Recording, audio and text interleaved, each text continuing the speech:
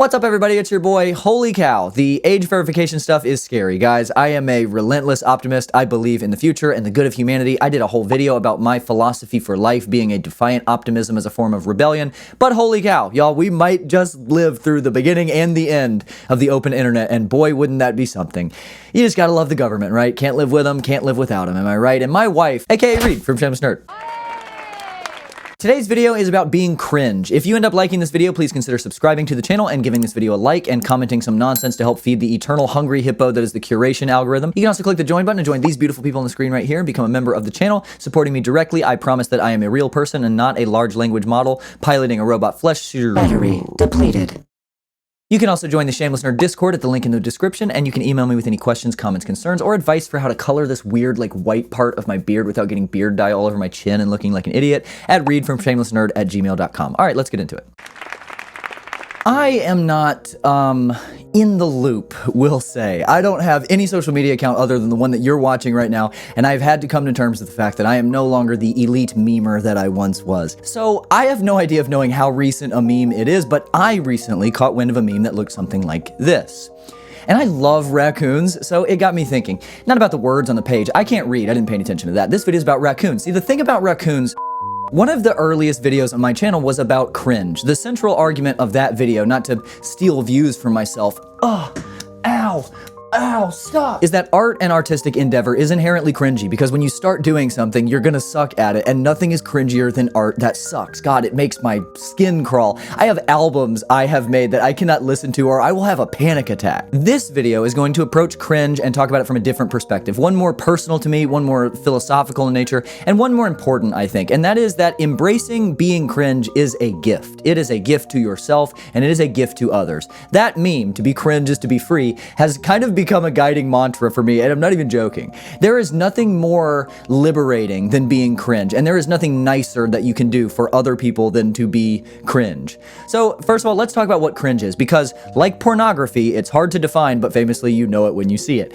Cringe is colloquially, because definitionally it just means recoil, colloquially cringe is secondhand embarrassment. That's where the modern definition has come from, but it's taken on a deeper, more encompassing definition as words tend to do. That's what's so cool about language. Words don't mean anything. We just decide what words mean. Like, how is etymology not the coolest thing to like every single person?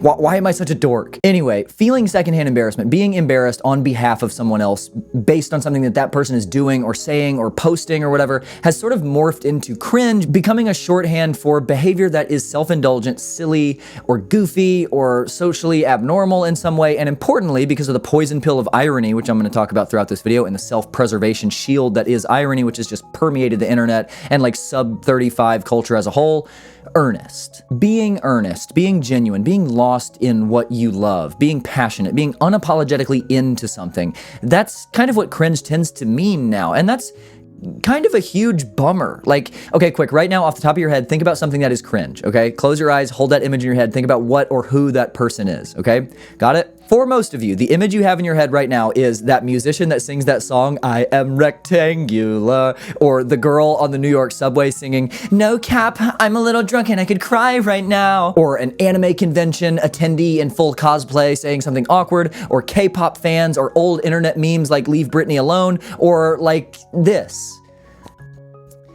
The through line in all of this stuff, the thing that connects these things is earnestness, it's passion, it's humanity. Like, Kara Cunningham, who made the Leave Britney Alone video in 2007, like, she was right. That was just before a time where we treated celebrities like real people, and like what was so cringe about it was just the passion with which she felt so strongly about Britney Spears. Like, I can't quite relate to caring that much about Britney Spears, but I mean, Kara Cunningham was 100% right, like unequivocally, but that's famous cringe, infamous cringe, like one of the godmothers of cringe content, because it is extremely unironically earnest and passionate. And I just think before I get into what being cringe and embracing cringe as a person does, I think that up front, I just wanted to say that like treating earnestness, treating passion as something embarrassing is like icky. right? Like, what is the difference between Johnny Cash at his induction to the Country Music Hall of Fame in 1980 giving a speech about how much music means to him and how important it is for young artists to be themselves and to chase their dreams, and Taylor Swift doing the exact same thing, accepting the Billboard's Woman of the Decade award in 2019? Johnny Cash is cool because he's Johnny Cash, and Taylor's cringy and we hate her. The sentiment can be the same. The situation can be the same. The reverence for the speaker by the attending audience can be the same. But if you Google cringe speech about music, Taylor Swift's speech comes up. What makes Taylor Swift cringe to people is her earnestness. It's the fact that she's spinning her narrative in a way that she sees it, even when she's a little out of touch with what she represents. She's not layering her music and persona in protective irony and hiding behind that like Drake, who's so steeped in ironic self-representation. I don't even think he knows what he looks like anymore. Taylor Swift is like, oh, here's a Shakespearean poem I wrote while crying. I'm like so crazy, like, ah! And she's an amazing lyricist, a truly singular talent in the world of songwriting, genuinely, but she's so cringe because she's earnest. I just think that's dumb. Like, we shouldn't fear being cringe. We should fear being lame. Not doing stuff because you're too concerned with what other people think, and so you sit and you consume all day instead. That's so lame and goofy. You're going to die. Like you're going to die one day. You're in high school talking about being cringe? That's insane. You just took a Google Forms quiz. Have fun in geography, map girl. My point is that irony is cringe. Being unwilling to be yourself, to give 100% of yourself to something that you love, that's so incredibly corny. And it doesn't serve anyone. There are so many people so much cooler than you. Timothée Chalamet is walking around on the same planet as us. There's no hope for us to be cool. All we have is Pokemon. And closing the door of opportunity for yourself to pursue passions, to be creative, to be silly, to be earnest, you're only limiting yourself. And let me tell you from personal experience, you're tweaking your brain out and you're going insane being irony pilled. Okay, let me tell you a story.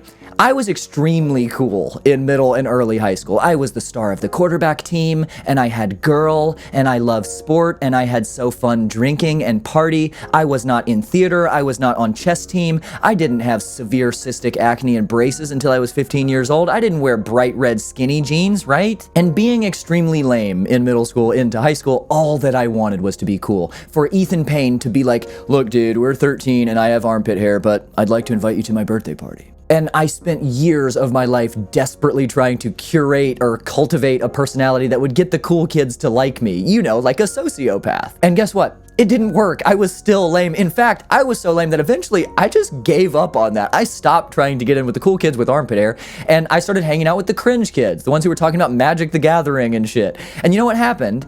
They're still my best friends, and all the cool kids are bald and have nothing to talk about at the baseball field with their kids that they hate, and they have landscaping companies that aren't doing well. Similarly, when I started teaching, I was like above it all. I was too cool to get middle schooly. I made my classroom very organized and sterile and neat, and I talked to my students about the importance of writing by hand and why the system is designed to be oppressive and they want you to be dumb, and it's up to us to rise against through hard work and creativity. And I would go to these professional development days and see these 40-year-old white women talking about their cute activities and their color-coded cue cards and the super yummy wonder playtime giggle station game, and I would joke about how infantilizing they are and how the kids need someone who treats them like young adults and respects them, because that level of earnestness, of willingness to clown for benevolence, was too cringe for me. I fully convinced myself that my methodology was ideology-based, when really it was irony-based. And I did my preaching, I worked hard, and I had some successes and some failures, and I had no fun. You know what I do now? Super Yummy Wonder Playtime Giggle Station, and it rules, right? I play a Hunger Games themed Dungeons and Dragons campaign with my 7th graders when we read the novel. I do an expository writing project where the kids make board games from scratch. I do a dystopian fiction project where they make movie posters for a self-made dystopian movie, and then they film and edit trailers for their movies. I use Shrek to teach theme. I use WALL-E to teach types of conflict. We do a blackout poetry project where I take an outdated copy of the textbook that they don't know is outdated and out of circulation, and they tear pages out of it, and I get on the desk and I go full Dead Poet Society Robin Williams, and I go, Shakespeare's awesome. And in which class do you think the kids are learning more effectively? And you know what? I still do my preaching. I go full shameless nerd on them sometimes. I'd be in there pulling up studies about dopamine deficiency and crying about how much I worry about their screen time. I still talk about the system and oppression and how they can enact change in the world. I still do all of that stuff. The difference is now they'll actually listen sometimes because I'm embracing my passion. I'm being cringe. I'm having fun with them. And importantly, I'm willing to embarrass myself on their behalf. The greatest gift you can give someone is to be cringe around them, because there is nothing more stress diffusing, more relaxing in regard to the anxiety of social interaction than being anxious, being uncomfortable, worrying about what to say and what not to say, and then watching that person that you're worried about being weird in front of be extremely goofy and cringe and passionate and weird. Like, it's like 90% of my engagement strategy in my classroom. Like, obviously this applies very easily to teachers. Like, if you want students to be comfortable with sharing, to be comfortable answering questions and challenging themselves and not being afraid of going out on a limb and getting something wrong, to engage with what you're doing, then you have to get cringe. You have to embarrass yourself so they're okay with the thought of potentially embarrassing themselves when they watch it happen to you and you survive, or not even survive, but it makes you stronger. Like, that's genuinely so empowering as a child. But not even just for teachers, just for interaction with the people around you. If you want people to open up to you, a therapist would say, you have to open to others if you want them to open to you. And yes, all therapists sound like John Lennon. But I'm saying, if you want people to open up to you, to be comfortable around you, to like you, then be cringe, get passionate about some stupid random shit. Tell them about all the lore behind Avatar: The Last Airbender. There are two reactions that person can have. They can be enthralled by your passion, made comfortable by your willingness to go out on that limb and feel emboldened to return the favor and end up making a real human connection that can last forever. Or they can be like, ew, cringe, and stop talking to you. And both of those are huge wins. The day that I wrote this script was the first day back with students at school, and I had a girl, day one, who was part of the inspiration for this video. She came into class day one and she was like, light. And I was going off on some introductory rant about myself and how much I love Pokemon or some shit. And on her way out, she said, like, you like pushing 30, like. And in that moment, I was so incredibly, profoundly sad for her and proud of myself. And she has become the first student in which I am taking a targeted interest, because that is a devastatingly, soul-crushingly sad defense mechanism for a 12-year-old girl to be saddled with. Like, to be so steeped in irony and so like unable to indulge in silliness and your interests and what you like, so allergic to cringe that you're like angry when someone else is at 12 years old, like that makes me want to cry. Like, if you can't be a massive dork with a trapper keeper and a crush on some Nickelodeon actor named Ryan something at 12 years old, then you are robbing yourself of childish wonder and exuberance that will end up plaguing you for the rest of your life. You have to allow yourself to enjoy things. Like, like, how have we gotten away from that? How is that a novel idea? I forgot I had that on my finger. And you have to learn to love the fact that other people enjoy things. I thought that was so sad. And I was like, oh, girl, like, you have no idea what you just started, right? You poor, sweet little child, get off of TikTok. And so I have added a new poster to the insane cluttered walls of my classroom, covered in Pokemon and Dragon Ball Z and E.E. Cummings poems and random quotes from Lord of the Rings. And it says, to be cringe is to be free. Thanks for watching. See y'all next time. In today's post-video video, I wanted to embrace the cringe even further and share with you all a music video that I made. This video is on my second channel, which is called AKA Read, and there's a link to it on my main channel page. I have an album that I'm working on, and there will soon be a lot of stuff going to that second channel, so if you're interested in supporting me at all, please check that out and give a little subscribe guy over there. But this is a video that I made for a song I made with one of my best friends, Ty, called All You'll Be, and it's from our project called Play with Ants, which is available wherever you listen to music, and I will link to it in the description. And, yeah, I'm super nervous, so bye! Love y'all.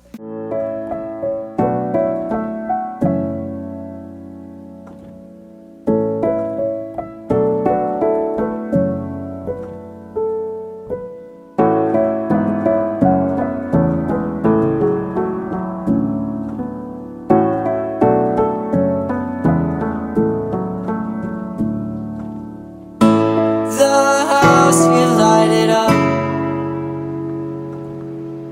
It's pouring ice, you close the blinds. You think it's odd. Sit down and hush, it's all you do tonight. The morning comes. Open your eyes, turn on the sink. The water